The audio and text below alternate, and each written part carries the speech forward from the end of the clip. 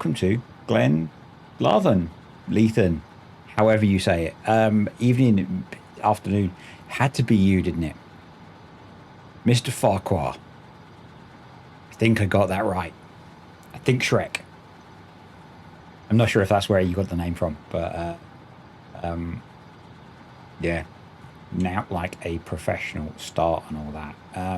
So on Glen Lethen, on the patrons multiplayer server. So if there are any of you watching that want to join in, you can. You've probably lost game sound because I've just tabbed out to get another screen up.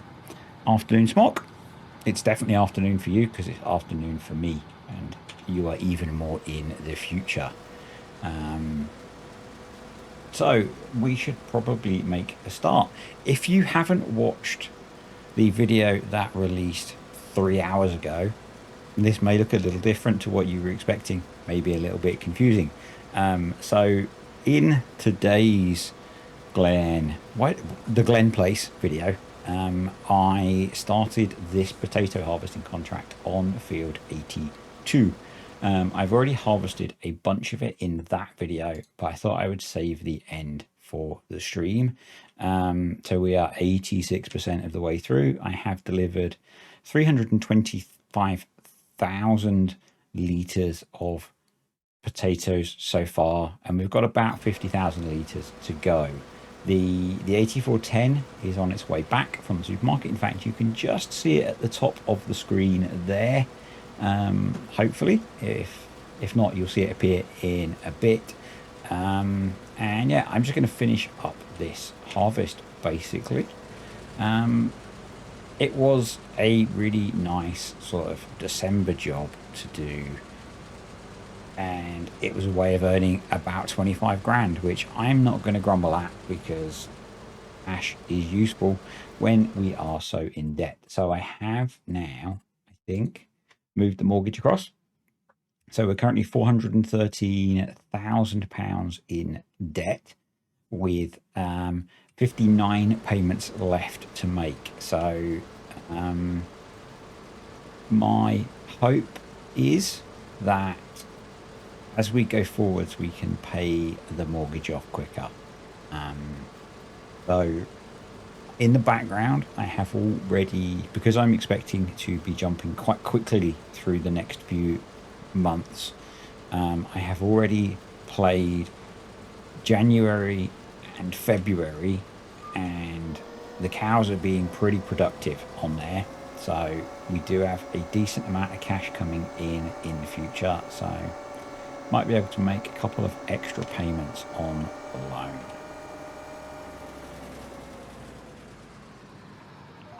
Let's get going again.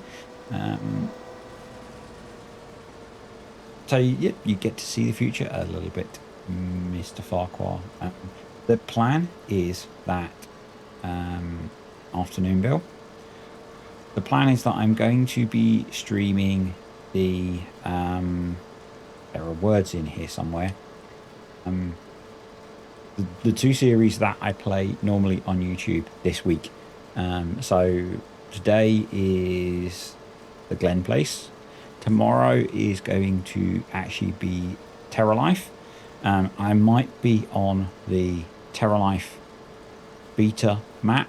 The reason I say might is that Paul is in the process of rebuilding all of his computers, so he is not streaming at all this week, so he'll just be on voice. So I'll have something playing in the background for that, but mostly it's going to be us chatting about stuff. And then the rest of the week is basically going to be me playing the various saves. I say week because I'm off, or I'm actually off work for 6 days plus a weekend, so 8 days. And so Friday I will probably be on Saxthorpe. I'm not sure what I'll be doing on Saxthorpe.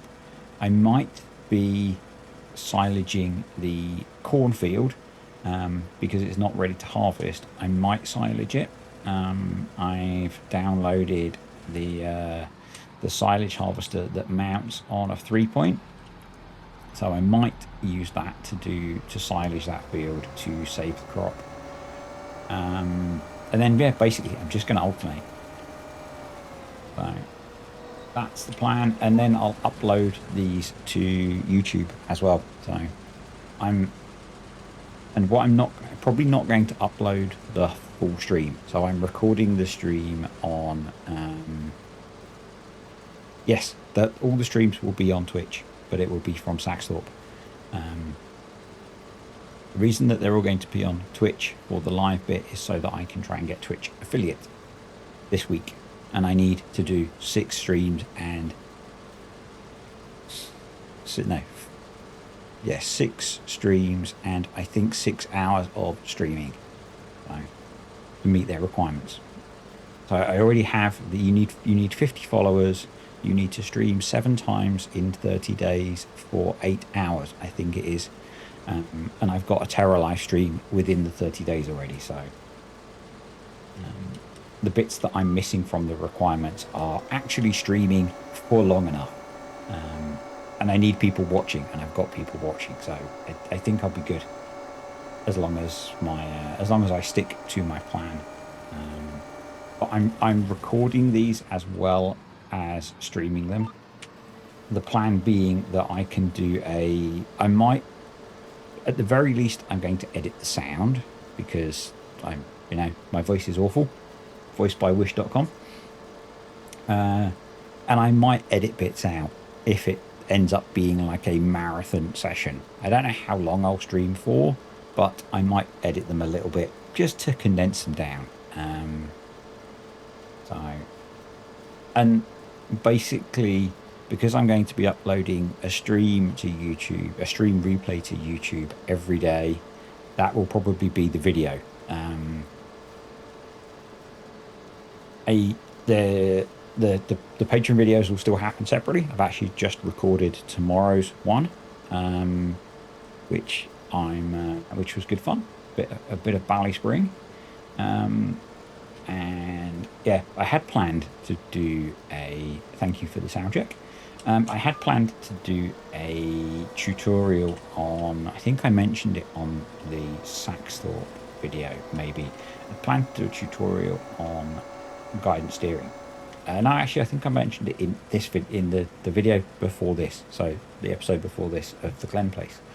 I'd planned to do a guidance steering tutorial after doing the Which GPS video, but I need to spend a bit of time using guidance steering because I don't ever use it except on the Green Place, where with Cartech. So it's starred out Wish. That's weird. Or was that you starring it out? Yeah, so I don't use guidance steering enough to just go, this is how you use it. I need to actually remind myself how to use it properly. But the nice thing about guidance steering is that is not the road that I want to be on. I will cut through. The nice thing about guidance steering is it's the simplest of the 3 options because it doesn't have differentials. I flash up the VCA menu. We've got all the camera stuff. We've got steering stuff. We've got the GPS stuff, which I actually use. All of the engine and transmission stuff. And I use so little of it that to actually be confident doing a tutorial on all of that, I need to do some work.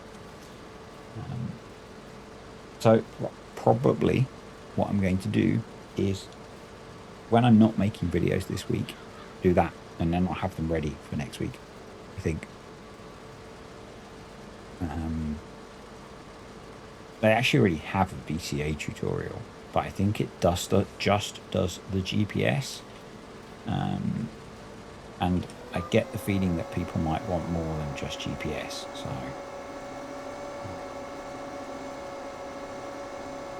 I'm not sure why it's dropped a guidance steering A point up there.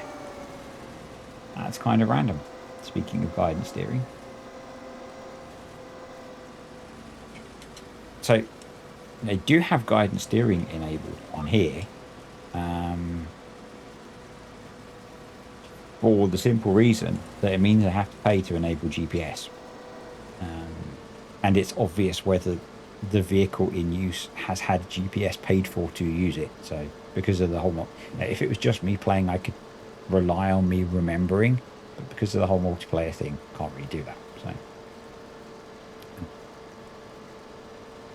So yeah, I think, I don't know if there are actually any good VCA tutorials out there for doing the whole thing. So for enhanced vehicle, there was a very good tutorial that I watched to learn how to use it, because I'd never used it before until I wanted to start using it on Actually, we'll have a little story. So one of the points where I first joined the farming agency multiplayer, they had guidance steering or enhanced vehicle for their kind of GPS mod options. And so I thought I'll learn how to use enhanced vehicle, because I always struggle with guidance steering. So I thought I'll learn how to use enhanced vehicle, and I can use that. So I went away, learned how to use enhanced vehicle, and I actually really liked it, which is why I ended up doing the macro keyboard, because the key combinations for enhanced vehicle are a bit of a faff, particularly if you're on a laptop and you don't have a numpad, or if you're on a small keyboard, I guess, and you don't have a numpad.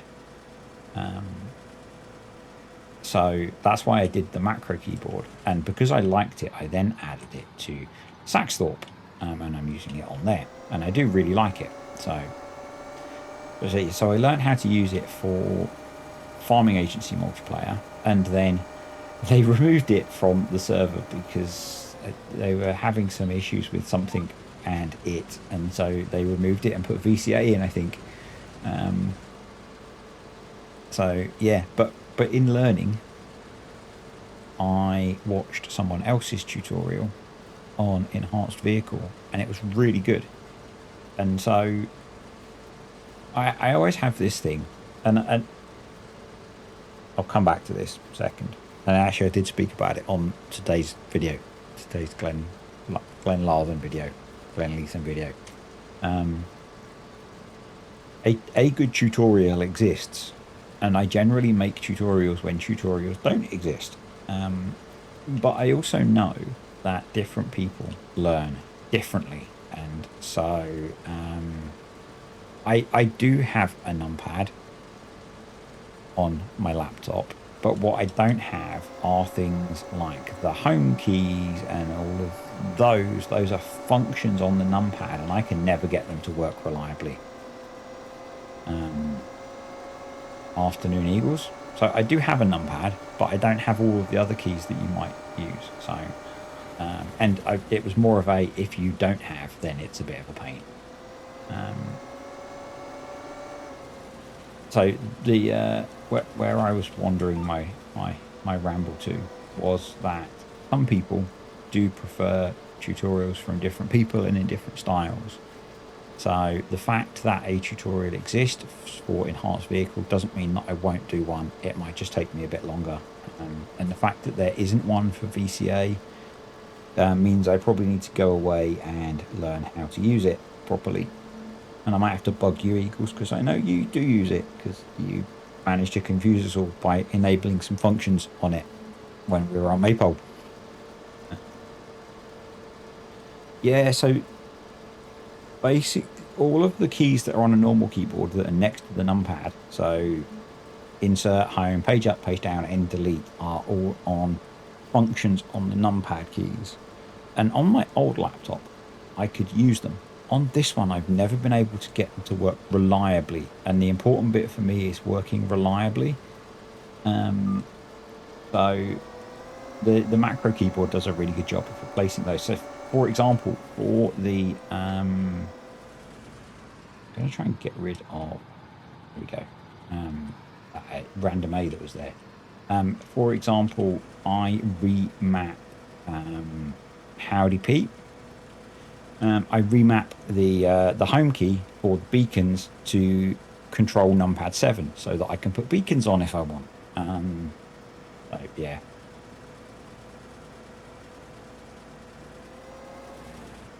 I work around it, and the reason that I mentioned that reliably is important is someone will probably tell me that I just need to press a certain key and a certain other key and it'll work. But the thing for me is if it doesn't work every time, I don't want to use it. It's like Control B, Control V, and Control X for raising, lowering, folding, turning on and off front and rear implements together. I know they work. I don't find it works every time I press them, and that's why I don't like it. I also don't like the fact that if you're mowing and you do raise all, that it does it at its own timing, whereas the little macro box, which I don't actually have plugged in at the moment because I'm not using Enhanced Vehicle, Enhanced Vehicle and VCA, thank you Eagles, I saw VCA does have the function as well to raise and lower front and rear independently, and so I can control it myself, and I like control of things. So I have ordered a second macro keyboard, the plan being to set one up for VCA, and maybe some other things. I was really tempted to actually order 3 because I would quite like to have one. It's going to get to the point where it would have been cheaper just to buy a Steam Deck, because it would be quite nice to have one to control some functions of OBS or editing or whatever. And I got the idea for that keyboard from a YouTuber I watch called Atomic Shrimp. If you ever want to watch a chilled out old dude do random stuff, he's brilliant. And he used one of these mini keyboards to set up control for DaVinci Resolve, which is the awesome free editing software that a lot of people use. And I thought, well, I can just use that to set up all the keyboard shortcuts for game stuff, which is what I've done. Oops. Now, if I end up having like 4 of them, I might as well have bought a Steam Deck. So, Stream Deck. So there is that. But, they're fun. And to be honest, it's much easier to have one of those little keyboards sat on the chair next to me, because I can have it on the armrest of the armchair next to me, and it's not a problem. Whereas I think having a Stream Deck there would be a bit of a pain. So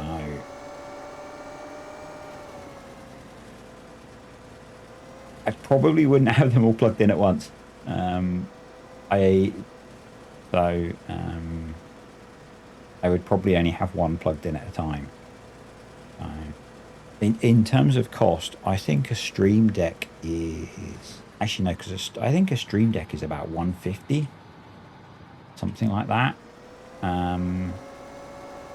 Versus they're about 30 quid delivered for each one of these macro keyboards with the keys, the printable keys. And so I work with a bunch of tech geeks, probably no surprise, and one of them has a 3D printer, and I have asked him to 3D print me a little stand for it as well. So I took it into work on, what day was I in the office last week? Took it into work on Thursday last week, and he took a bunch of measurements and stuff, and he's going to go away and print me a little stand for it so that it'll sit at a little bit of an angle. What I tend to do at the moment is prop it up on my laptop charger. My laptop charger is about the height that I want the one edge at. So yeah, that's what I've been doing with it. It's a cool little bit of kit. I think the only thing that's a little bit questionable about it. Hey, Nightcloak, good to see you, and your little FA tag. The only bit that's slightly questionable about that macro keyboard, from what I've seen, is the software that they use. But you don't actually have to install it. You can just run it and delete it. So that's fine. But, the whole... It creates a local network to the keyboard. And, it's like, how much do you trust the Chinese programmers to not be doing something in the background? But you can delete it afterwards. So, yeah, I don't know if people were aware that Nightcloak is now part of the farming agency because of his awesome support that he has been providing in the Maize Plus Discord and helping people out, and the bits he's been doing to annoy Paul in the background, like his custom milking and stuff. So to keep him under control, we signed him up.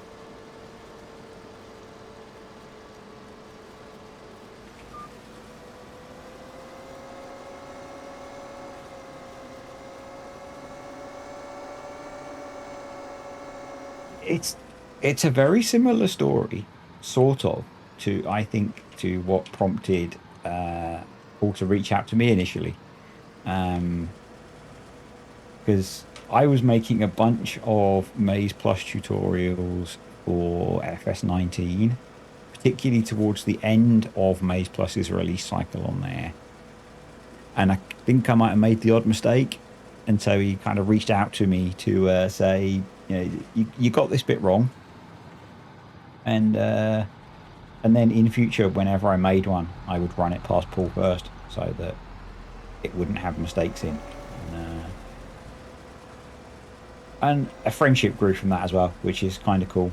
So it's one that I talk about a fair bit. I have been very surprised by... So I don't know what I expected when I started doing this. But I've been very surprised and pleased by how many friends this has generated for me. The whole community that's grown up around Discord and YouTube and stuff, and how scarily similar a bunch of us are, has been a really cool benefit. So, but yeah, I don't know what I expected when I started this. So, Farm Sim is at least attempt number 3 at doing YouTube for me. It's the first time it's actually worked. Again, this is stuff that I've spoken about before, so if you get bored of it, I'm sorry.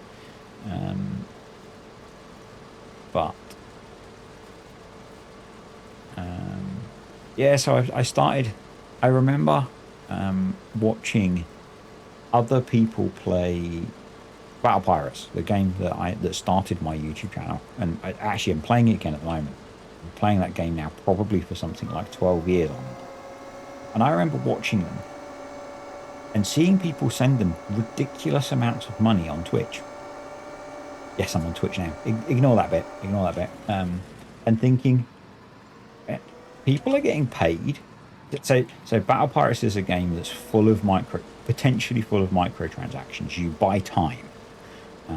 I tend not to, but if you want to do more or play faster, you buy time.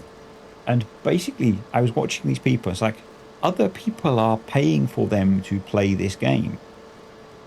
I should do that, not realizing that you need, So with that game, it's a game that I was really into the detail and the maths of, not so much sometimes some of the other stuff that has come now with how I do things like YouTube and stuff. But there was very little personality in what I did, and it didn't work. And I had like a £5 microphone, and I still had my Wish.com voice. And what I did manage to do, I went from trying to stream to doing what I do in Farm Sim, I guess. I started making tutorial type videos without speaking, and they did okay. And then YouTube introduced, so this will give you an idea how long ago it was. YouTube introduced the 1,000 subscriber limit, and I had like 60.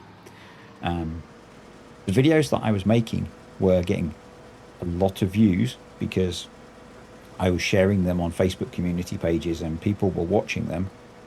But people didn't ever subscribe to YouTube channels back then. They just watched, you know, the one how-to video and did the thing in the how-to video and then came back in 2 weeks for the next how-to video.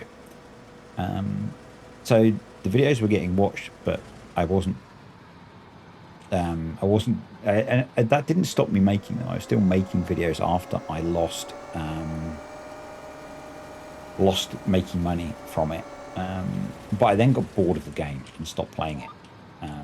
And that meant I couldn't make YouTube videos because I wasn't playing it. And then I did Stormworks for a bit, and that really didn't do particularly well. So yeah, and then there was a really long break, and then I started playing Farm Sim.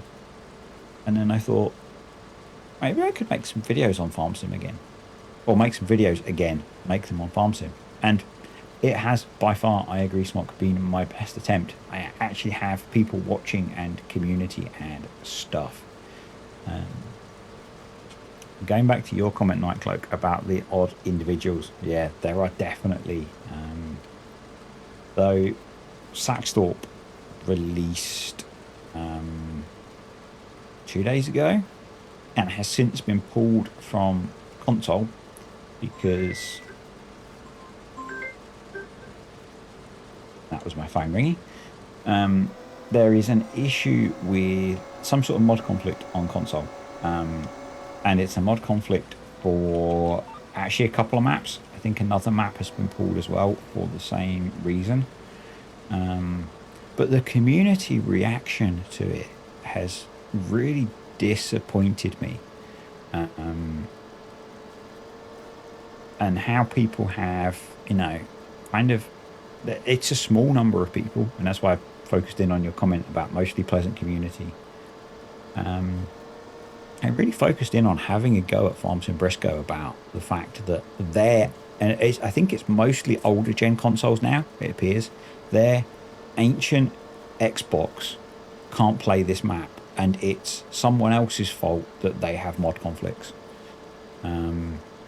That really, really annoys me. It links as well to the community reaction to the emergency services pack. You know, it's like, you don't have to download it. You can completely ignore that it exists.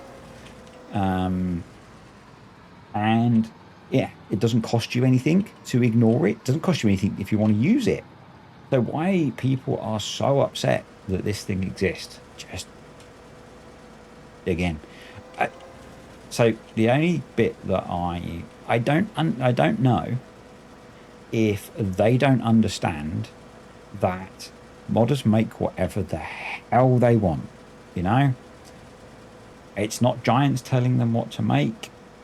It doesn't affect what Giants do in the future. If you don't like it, just ignore it. You know, I downloaded it because I wanted to see what it was like, because, you know, it's doing some clever stuff. I won't include it in my gameplay, but if other people want to pretend that they're putting out a balefire in a field, crack on, you know? Crack on. Yeah. I think in the last week, I have seen the best of the worst of the community. Or the worst of the worst. Something like that.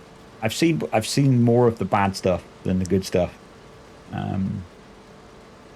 And, you know, having been involved a little bit in Saxthorpe's development and considering Farm Sim Briscoe a friend, it's really disappointing how people reacted to that.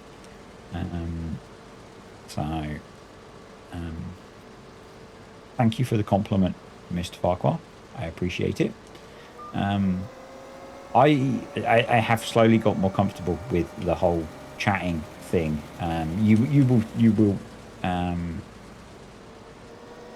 You will notice in the odd video that I sometimes really struggle, and that's just part of who I am. It's not easy to do. Still not easy for me to do all the talking stuff, but we're getting there. Let me try and catch up with chat before it all scrolls off the screen, because there are a couple of things that I wanted to mention. So first, hello, Don Julio. I don't get it either, but you know. Bill, your comment about console folks not understanding how mods made or work. I think there is an element that they don't understand that they can still have issues with mods. I think all of my tractors have got stuck. Oh no, they're just waiting. I think they expect that because they're on console and that they don't have script mods, that they don't get mod conflicts. And that's just not the case, you know. A badly put together vehicle can screw your game up as much as a badly put together script mod, in my opinion. And clearly something is, it might be precision farming, and that would be interesting if it is precision farming and it is consistent across a couple of maps, because that might mean Giants need to do something. We will see. And, you know, there's always going to be, I think, in every gaming community, it appears, the negative people. And unfortunately, they are usually the loudest people as well, you know. The folks that have a problem will scream much louder than the person that's happy, oh, I meant to get fuel. Meant to get fuel. We might have a problem with this tractor. I might be about to do an Adam. I also meant to repair this tractor before I started doing stuff. Hopefully we've got enough fuel to get back to the delivery point. So, actually, that trailer will deliver the last of what we need to for the contract. So the rest is ours, and there's not actually that much here. So we might be okay.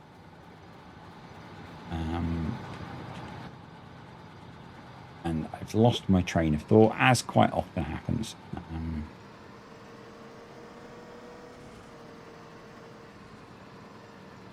I don't think FarmCon is why people are in a funky mood. I think people feel entitled to things being the way they expect them. So, and it's we're going to keep talking about the Creative Mesh pack. There are a whole bunch of people that have been desperate to have a fire engine in FS, and people released fire engines, and the other half of the community like, why is there a fire engine in Farm Sim? It's farming, we don't need fire engines. And I think people just feel entitled to have the mods that they want, and if someone spends the time building mods they don't want, they feel they should have been building what they wanted. It's the same as most people's issue with Saxthorpe is it's not set up the way they think a map should be set up. And it's like, well, if you think that a map should be set up a certain way, and you think you can put together a map that looks as good as that, then maybe you should download Giants Editor, which is free, and crack on. You know, the fact that people think that, you know, having fire engines will kill the game or whatever is just dumb. And that kind of sums up my opinion of about 99% of the world. You know, thankfully, the fraction that finds me, you guys are not dumb. You guys are cool. But if I'm missing comments in chat, I'm sorry. I'm very new at this, remember. I'm glad there's only a few of you chatting. Yeah, and like Eagle said, no one complained at FS Miner releasing mining stuff. In fact, all of those console players that are probably crying that they didn't want fire engines would probably need a box of tissues if FS minus stuff came to console. You know, that they wouldn't be saying then it's a farming game. We don't need mining equipment in the game, because how many posts do you see on Facebook? I'm on console. How do I mine? You don't. You're on console. You know, so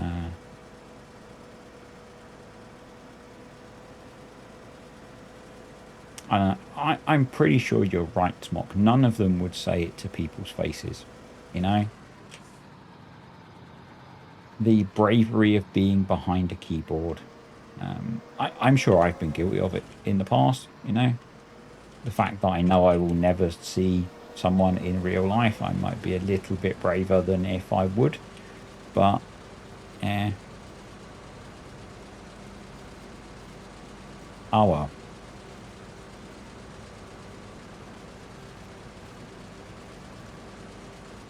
Star Citizen I do not follow, but I have heard lots of bad things about it. Um, I am going to agree though that I think there is a thing with every gaming community. Every gaming community that I've been involved in, pretty much, has had a negative side. I think Farm Sim has a smaller negative community, but it's always loud. And we have finished the contract. Awesome. So all the potatoes are now ours. Um, when so the Battle Pirates, the game that I mentioned that I started playing, the reason that I didn't push things as much in that is it had a very toxic community. Um, very toxic, that I did not want to be part of. So, Afternoon Monarchs, yeah, and the farm sim community is generally good, I think, but my view is always that the negatives are always louder. So, anyway, we are done with the contract. There was a comment from Pete about random. You scrolled back and found random old games. Um, there are two random old games probably. One is Battle Pirates, which I was just speaking about, and the other is Stormworks. And actually, I think I have now deleted almost every Stormworks video because so I used to use the copyright-free music you can just find on YouTube by searching copyright-free music, and I don't know whether I'm assuming it was YouTube's automatic copyright searching thing, but every video was getting pinged for copyright, even though there was no copyright infringement. And so I ended up deleting them all because I couldn't be asked. The last one that got pinged, I challenged it because I was in the right, and I then had to wait 30 days for the copyright owner to see if they wanted to dispute it. So obviously it's to do with the money that you earn from these videos that the copyright gets attributed. This video, in the last 3 years, had 0 views, had generated therefore 0 pence income, but I was not going to delete it until they had admitted that I was not wrong. As soon as the copyright notice thing was cleared, I deleted the video. But I had a point to prove. So I get my music from Epidemic Sounds, which is a paid-for service, but it's not particularly expensive, and it generally saves any issues with copyright. And any time a video does get pinged with copyright from that, it is instantly resolved because I have a license for it. The only noob mistake I made recently was all the Timberborn videos that had game sound in or game music in, because I thought I was hearing others with game music playing, and so it would be okay. And it wasn't, but I fixed that. And none of these are copyright strikes. So copyright strikes are bad. Copyright claims like that are just, the copyright owner wants to get the money from their work. Don't have a problem with that unless I have a license to use it. So Epidemic Sound may be raking in cash. I don't know what they pay the copyright owners in terms of for the music that they use, but for me it's a really nice easy way to get music and not have to worry about copyright infringement. So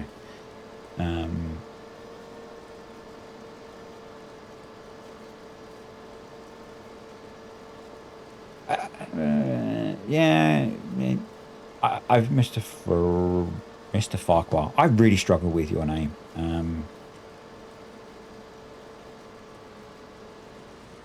Oh, Mark, you're not allowed to say ho.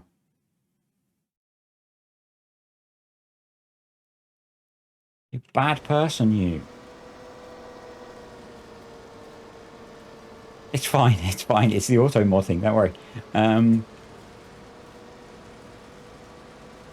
I've been lucky in terms of copyright that nothing that I've used genuinely has a copyright claim against it. So nothing could have been, if the copyright owner had said no, it's my copyright. It's like, well, you provide a license for free use, so you can't then try and claim copyright if you've already stated that it can be used. So I've never actually infringed copyright. So it's fine. It's fine. It always makes me have a little moment when I see that email come in from YouTube. Definitely makes me have a little moment. Those are the only emails from YouTube that make me go, ah.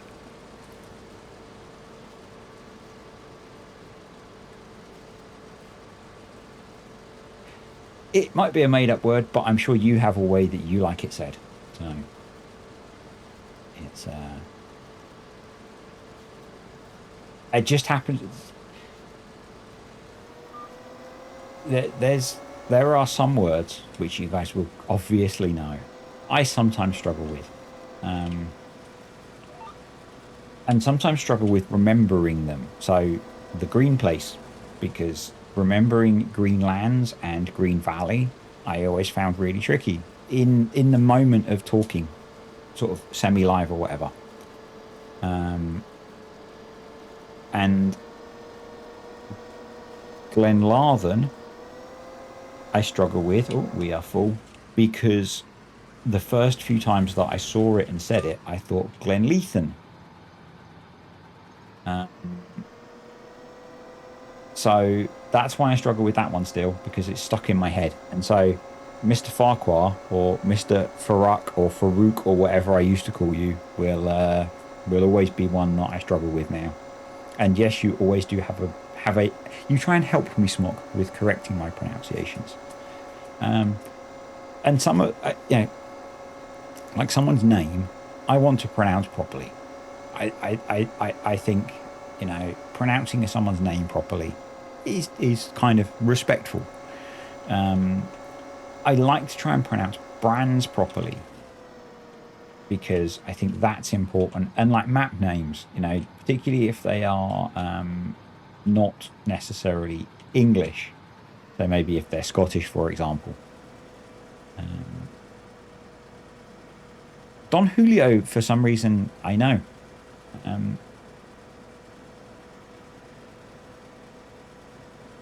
And it's not necessarily that they are difficult words. It's that Farouk was a wrestler from the 90s. You are sneaking into some of my past now. So yeah, I know it's Smock, and I appreciate you trying to help me pronounce words better. It's important that the words are right. So yep, Yep, he was a wrestler from the 90s, and I was a kid in the, I guess it would have been late 80s through my teens in the 90s that loved wrestling. I don't care if you think that's sad. I think up until I was in my early 20s, I used to love watching wrestling. I then stopped. I think it was as the wrestlers that I grew up with got old and decrepit and mostly retired. I was really, yeah, Attitude Era and before. So I was really lucky as a kid that my dad was also really into wrestling. So we used to watch wrestling together. And when WWF, because that's what it was back then, it had an F in it, not an E, came to England, I got to see almost every live show. So this will only mean stuff to people if you were watching it back then. I went to see SummerSlam at Wembley. That was just insane. I actually rewatched some of it on YouTube a little while ago. It brought back some really cool memories. I went to the first show in the UK, which I think was at Docklands Arena. I had the t-shirt from British Bulldog versus Hitman. Don't have it anymore, annoyingly. It's probably worth a fortune now. I think the only one I didn't go to was the Royal Albert Hall. Don't think I went to that. But yeah, it was so cool as a kid. It was one of the things that got me into going to the gym. And that was the wrong key to press. You know, watching, this is probably so sad, but you guys love a story. So watching Hulk Hogan and the Ultimate Warrior and their drug-fueled bodies, which I didn't realize were drug-fueled when I was a kid. And it's like, I want to look like them. So that's why I started going to the gym. I also, so before I got into WWF, used to watch on a Saturday. Was it a Saturday or a Sunday? Big Daddy and Giant Haystacks and all those guys.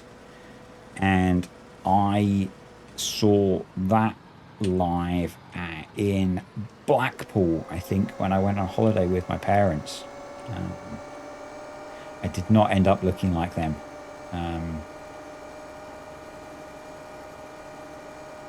I did not take enough vitamins and say enough prayers to look like Hulk Hogan. You know, it is all about saying your prayers and believing in yourself and all that stuff, and also injecting huge amounts of testosterone and other anabolic substances. Now, I don't want you to drive to a repair station. I want you to drive back through the yard. I always lose where the auto repair is.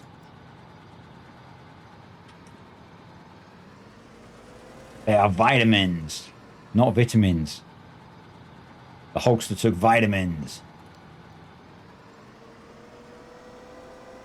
Oh, where are you going? Okay, you want to go that way. You can go that way.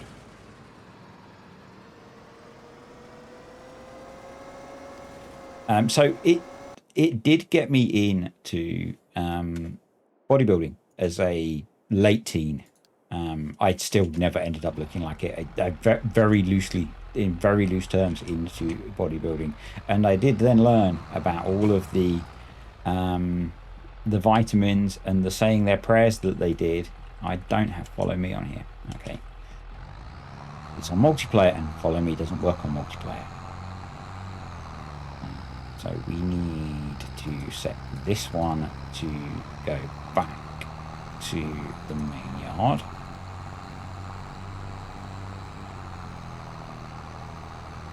But yeah, I did learn about all of the things that they would have been doing to get to look like that. And what's the name of the...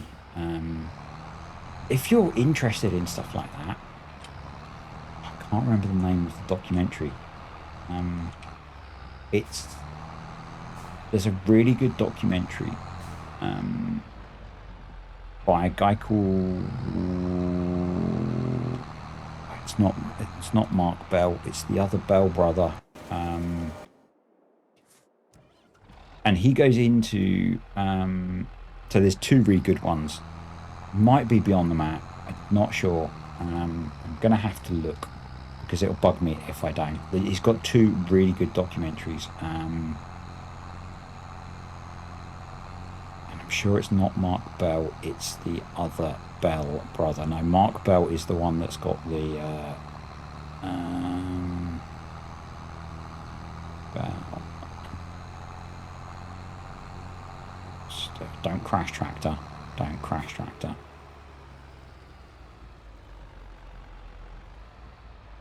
So the first one is Bigger, Stronger, Faster by Chris Bell. It was on Netflix. If you were a kid of the 80s and 90s and you watched Hulk Hogan say his prayers, take his vitamins, that's really interesting. So it was on Netflix. I don't know if it is still. It's about steroid abuse in the whole world. That was a really good one. The other one of his that is really good, and I'm just going to find the name of it, is Prescription Thugs. That's even better, in my opinion. And I've gone the wrong way. Prescription Thugs covers a lot of the other stuff that all these sports people are doing that you're not aware of to be able to perform sports all of the time. They are both, there's a gas station there. Okay, so we need to go. They're both really good documentaries. It's a gas station. They might be on YouTube as well, because he has put them on YouTube, I think, sometimes. So do a bit of a search for Chris Bell, and I found it really interesting. So definitely, I haven't watched Fighting with My Family, but yeah, really interesting stuff. There's the Bigger, Stronger, Faster has a sadder, or is it Prescription Thugs? I think both of them have a sadder, darker element in the fact that the third brother, so there were three brothers, the third brother died due to drug overdoses. Have I gone the wrong way again?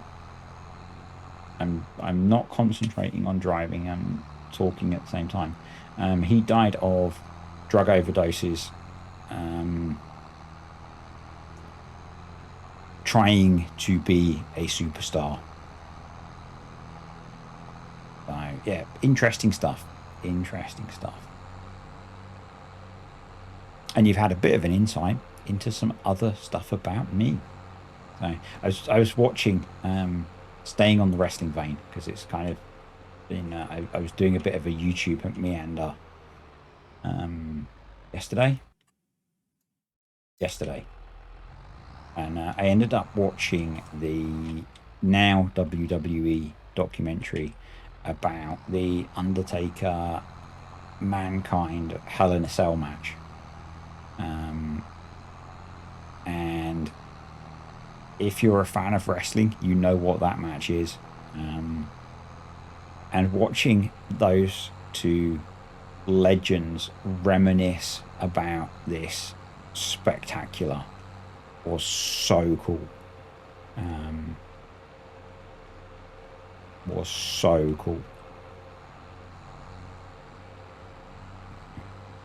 It's kind of weird now because they're both kind of old and very broken, but yeah, if you're a fan of wrestling and you haven't seen it, I think it was released really recently on the WWE YouTube channel. See an Cloak. It's yeah, it's so good just watching those two reminisce about the spectacular they put on. It's very cool, very cool. I never got to watch K1, but I have somewhere. In fact, I think they're in the loft. UFC 1 to 4 on VHS, and we made it to the petrol station. So I got into UFC very early, back when it was a one night tournament where 8 guys just beat the hell out of each other. And somewhere I have those in the house on VHS.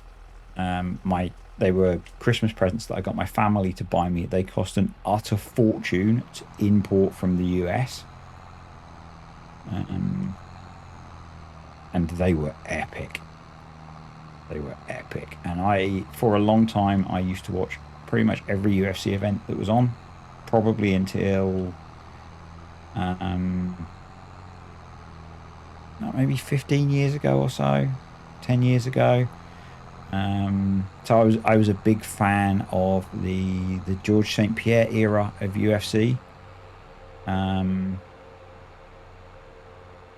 That kind of era. Not so much a fan of McGregor. Not watched the documentary. Don't want to give him any money. So, but yeah, not so much a fan of him. But George St. Pierre, Anderson Silva, Chuck Liddell, those guys. What's the other one? God, my memory's going. Yeah, loved UFC.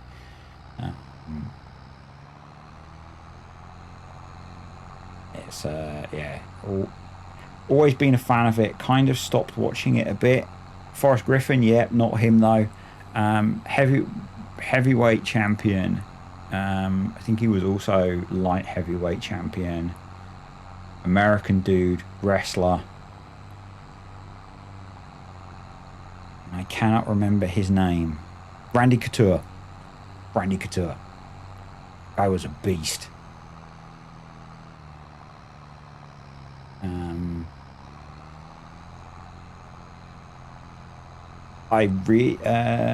Frank Mir, those guys, really cool. I really enjoyed it, and we'll link back to wrestling. I have never watched either of them in WWE.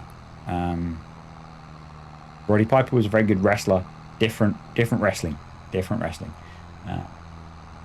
A guy that I didn't appreciate was so funny and good until much later in my life. But Brock Lesnar as an MMA fighter was insane. He was nuts. He was an incredible MMA fighter, until he just kind of faded away. And the other one was Ronda Rousey. She was so dominant as a female, as the women's champion, until she got knocked out. And once she got knocked out once, she seemed to lose something. And yeah, I don't blame either of them to going to wrestling, because there's stack loads more money in it, I'm sure. She was a judo world champion, I believe. Maybe judo Olympic medalist as well. She was nuts.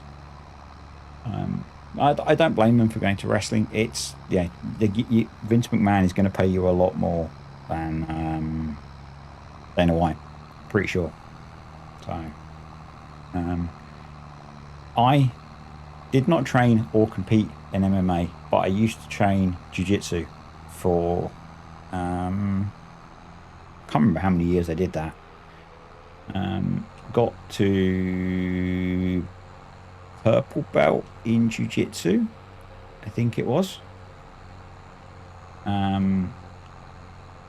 But I was getting hurt a lot as I got older, and being very competitive and being old is not good. Trying to grapple teenage, like people in their late teens when you're in your late 30s is tough. And I took a bit of a break from it, and in the time that I was in a break from it, the main sensei that I liked training with had to stop because his spine was falling apart, and that kind of knocked my motivation to get back to it. And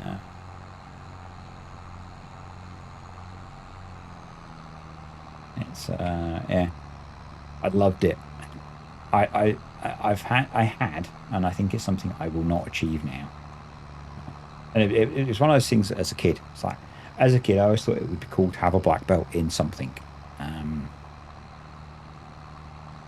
And I got to, I got to purple in jiu-jitsu before I kind of got fed up of being broken all the time. And I think now, probably in my mid-40s, it's unlikely to happen. I suspect. It's unlikely that I will achieve that now.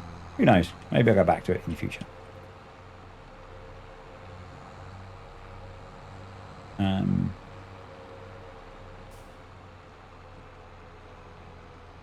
I'm not sure if it was. She definitely lost the magic, and it was Holly Holmes, wasn't it, who knocked her out with one kick. And she was never the same after that, I don't think.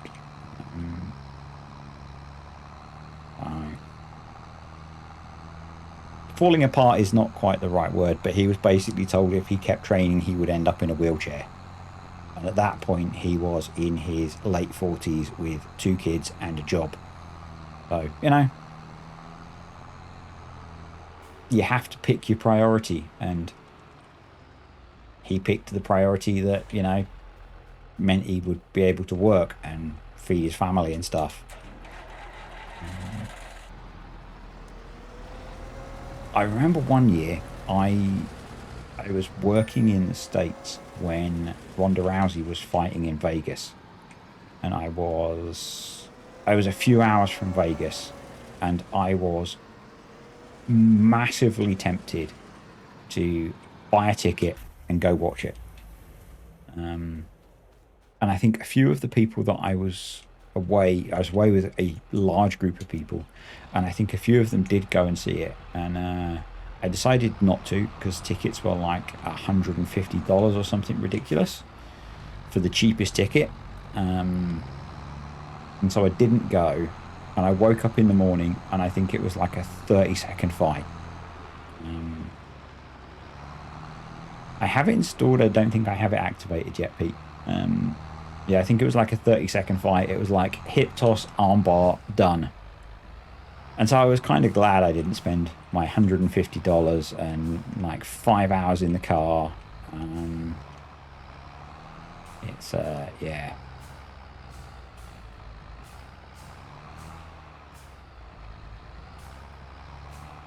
And I've never watched her in wrestling, because I kind of, and the same with Brock. I have this thing that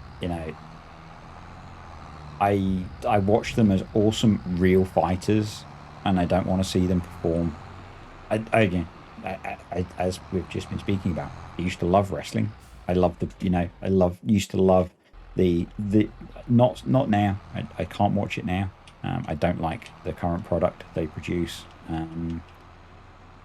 But the performance and the spectacle and the story that they used to produce, I loved it. But to me, those two were real fighters, genuine, real, badass fighters that could rip you in half.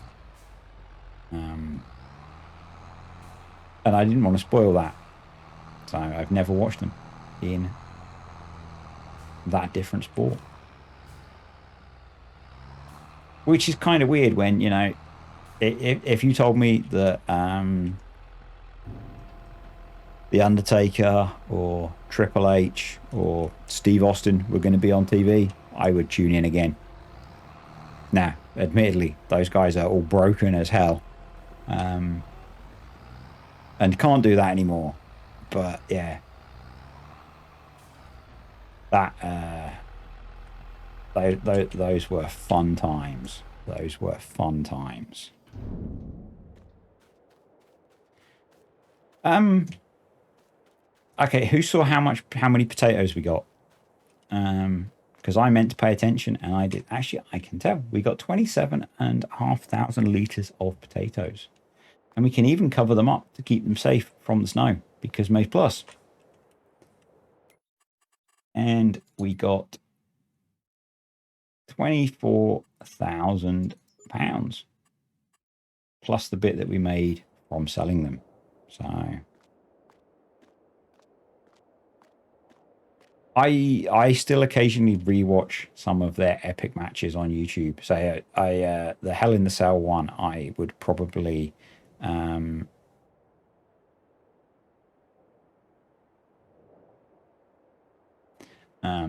Hell in the Cell, I definitely want to watch the match again without the Undertaker and Mick Foley talking over it. There are a few others that I would watch again. Afternoon Mark. It does indeed show in this handy little mod called Time Saving Stock Check. That's another handy little mod. And I could sell them now for pretty much the best price, but I figured it would be useful to keep them in case we need them to feed to the cows when they arrive.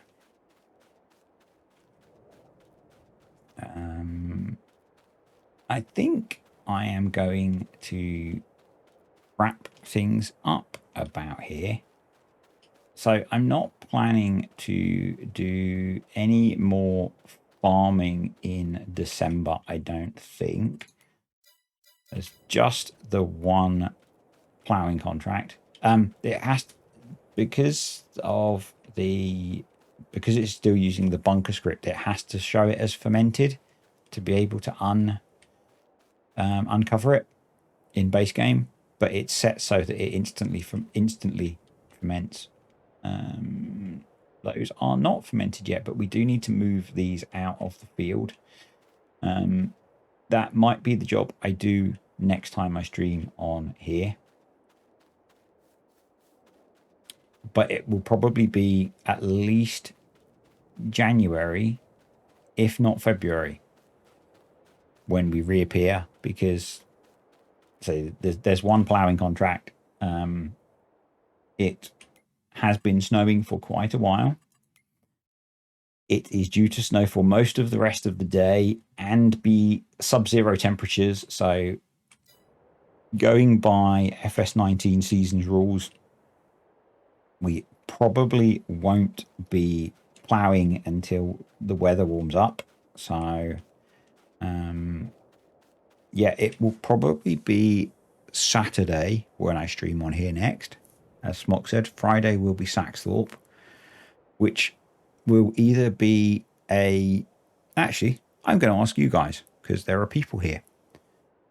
The cornfield on Saxthorpe, if you watched the last video, is not combinable and it will wither in December.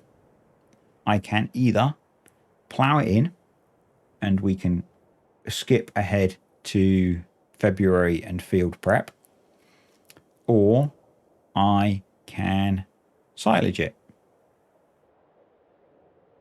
Which would you prefer to see? So I have in the background, I have done November 1. I finished off November 1 and I spent the second day of November doing fertilizing contracts on the oaks. So I have made a nice little bit of cash over there, and November 3 I am back in Saxthorpe, ready to progress. So If I silage it, I do not have the same thing installed, but it's going to be something a lot like this fella that we will be using.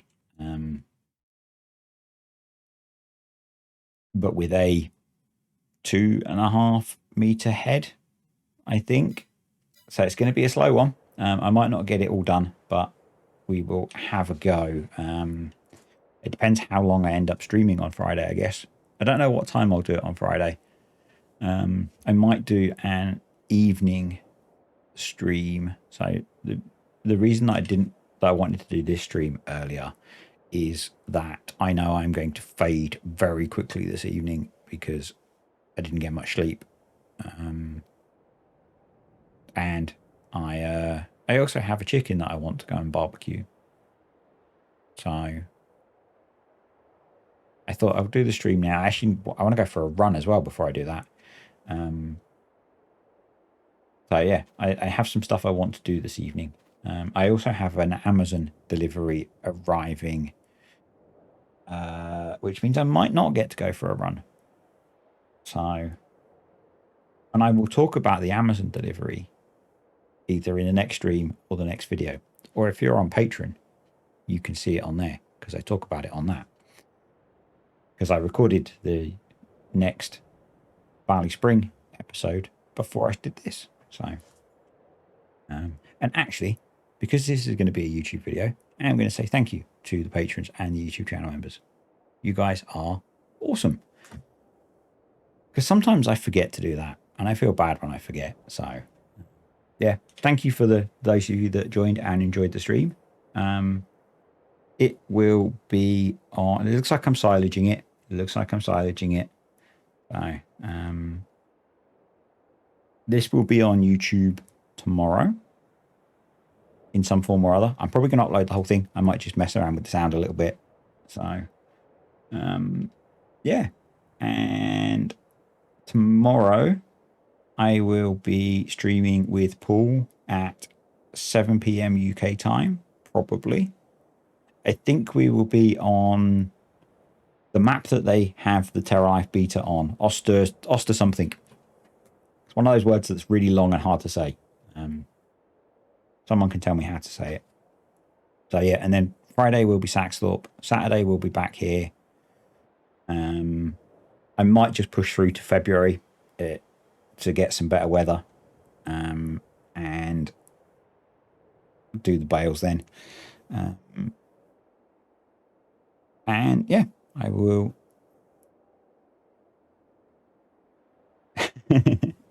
No, I don't want to borrow a forage harvester. There is no leasing on Saxthorpe, which is why I didn't do it. I'll just lease a nice big forage harvester and silage it. So I have a £30,000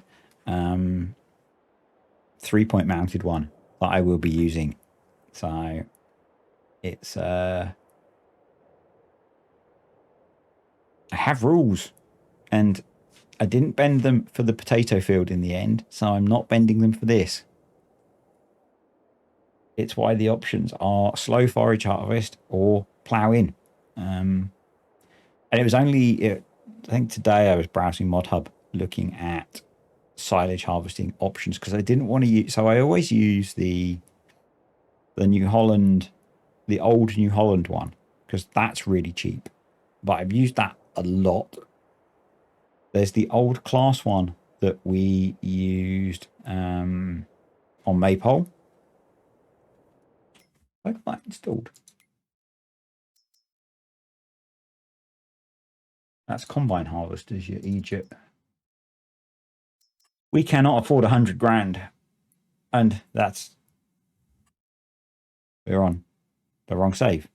Anyway, I'm not going to spend 100 grand on a forage harvester on there until we've got cows that need silage. So I could use that one, but I'm not going to spend that much money. Need the money for land. So yeah, I'm sure you've got lots of spare forage harvesters, Pete, and they probably all do 1,000,000 miles an hour. Has Cartech got one? I could have borrowed one from Cartech on the Oaks, couldn't I? He never normally has things like forage harvesters. So anyway, I need to end because someone keeps trying to phone me. So I will see you all tomorrow.